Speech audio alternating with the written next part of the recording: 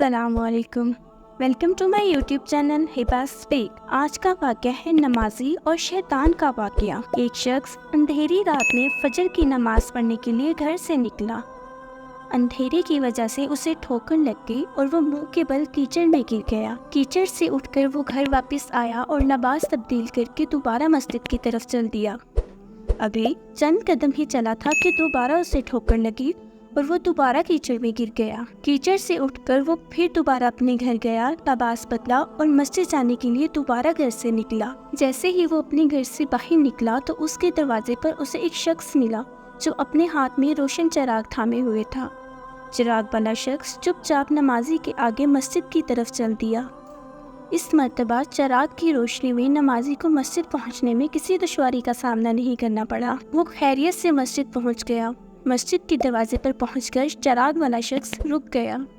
نمازی اسے چھوڑ کر مسجد داخل ہو گیا اور نماز ادا کرنے لگا۔ نماز سے فارغ ہو کر وہ مسجد کے باہر آیا تو وہ چراغ والا شخص اس کا انتظار کر رہا تھا تاکہ اس نمازی کو چراغ کی روشنی میں گھر چھوڑ آئے۔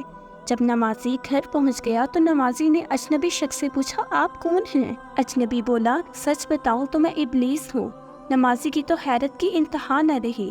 اس اجنبی کی یہ بات سن کر نمازی سوچنے لگا، ابلیس شیطان کیسے مجھے مسجد تک چھوڑ سکتا ہے؟ اس کا کام تو لوگوں کو بہکانا ہے۔ تو اس شخص نے بڑی حیرت کے ساتھ ابلیس سے پوچھا، تجھے تو میری نماز سچ جانے پہ خوش ہونا چاہیے تھا، مگر تم مجھے چراغ کی روشنی میں مسجد تک چھوڑنے آئے۔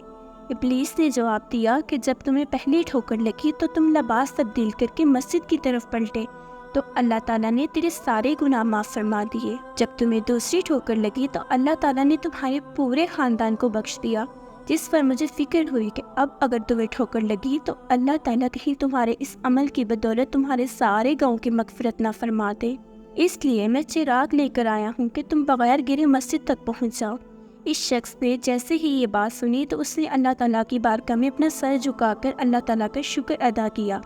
تو دوستو، یہ ہے ہمارے رب کی شان، سبحان اللہ۔